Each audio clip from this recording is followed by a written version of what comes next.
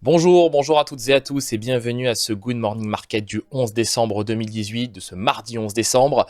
Pour aujourd'hui, nous avons des indices européens qui retrouvent des couleurs après l'annonce de Pékin, de la poursuite des discussions entre Pékin et Washington. Donc ça nous a été annoncé par Pékin justement. Cette annonce a clairement vocation à soutenir les indices européens ce matin. Les indices asiatiques ont terminé en hausse.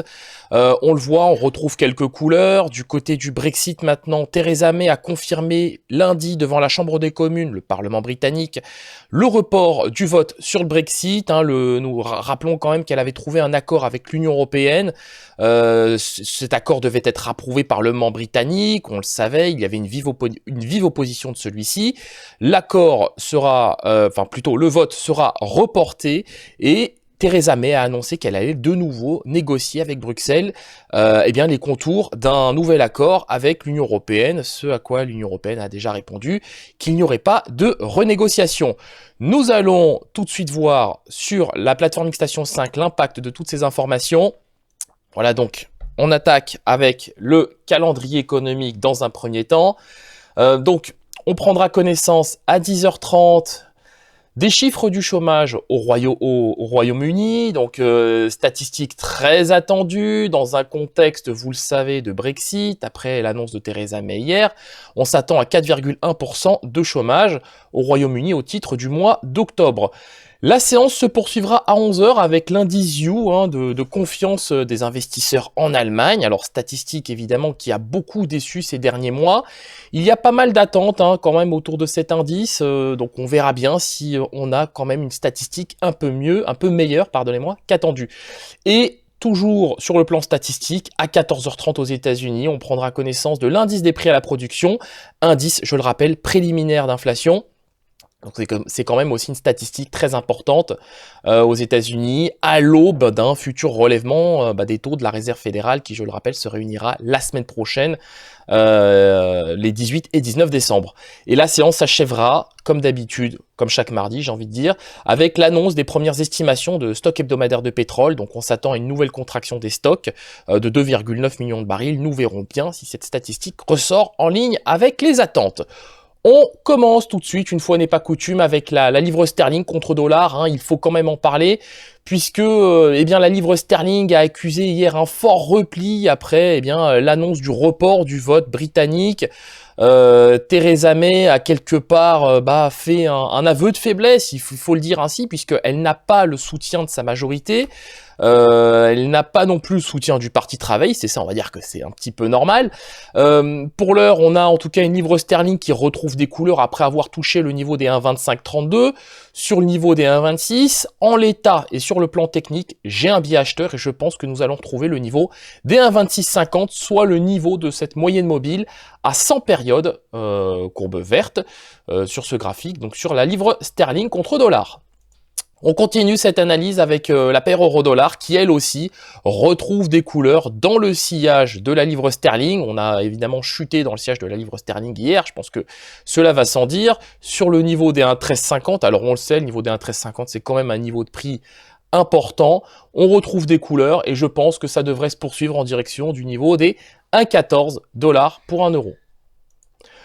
Nous poursuivons cette analyse avec le DAX 30 et on le voit, le DAX 30 qui évolue toujours à l'intérieur d'un canal baissier, d'un canal descendant, bien qu'il y ait quand même quelques intentions acheteuses sur le DAX 30. Nous estimons que tant que les prix fluctuent à l'intérieur de ce canal descendant et surtout sous cette résistance oblique, il y a peu de probabilité pour que nous retrouvions le niveau des 10 750. Néanmoins, en cas de cassure ou plutôt de rupture de cette moyenne mobile à 25 périodes, soit cette courbe rouge, nous pensons que les prix pourraient retrouver le niveau des 10 750, voire même faire une incursion en direction des 10 800 points. Nous pensons que cela est probable, mais il va nous falloir des catalyseurs. Et comme catalyseur, je pense à la reprise des discussions, ou à la poursuite, pardonnez-moi, des discussions sino-américaines, et aussi à l'indice You, qui pourrait lui aussi véritablement faire office de catalyseur sur le DAX 30. Nous poursuivons cette analyse avec le métal jaune.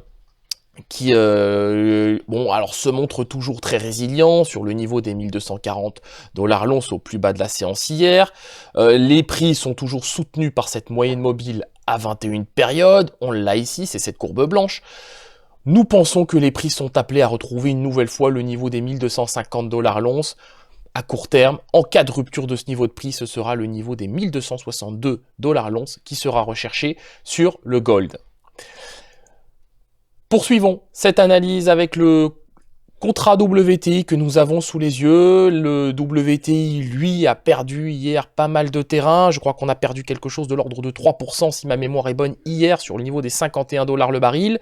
Malgré l'annonce de l'OPEP, malgré les efforts de l'Arabie Saoudite, de la Russie en matière de réduction de la production de pétrole, le contrat WTI n'arrive pas à retrouver le niveau des 54, voire même 55 dollars le baril.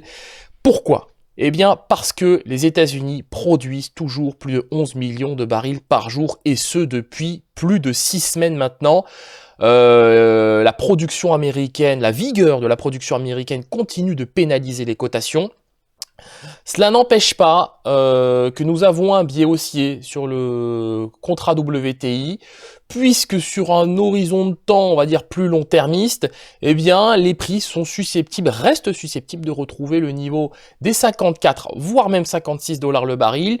Donc, c'est la conviction que nous avons sur cet actif. Et donc, nous conservons, en l'occurrence, notre biais acheteur sur celui-ci.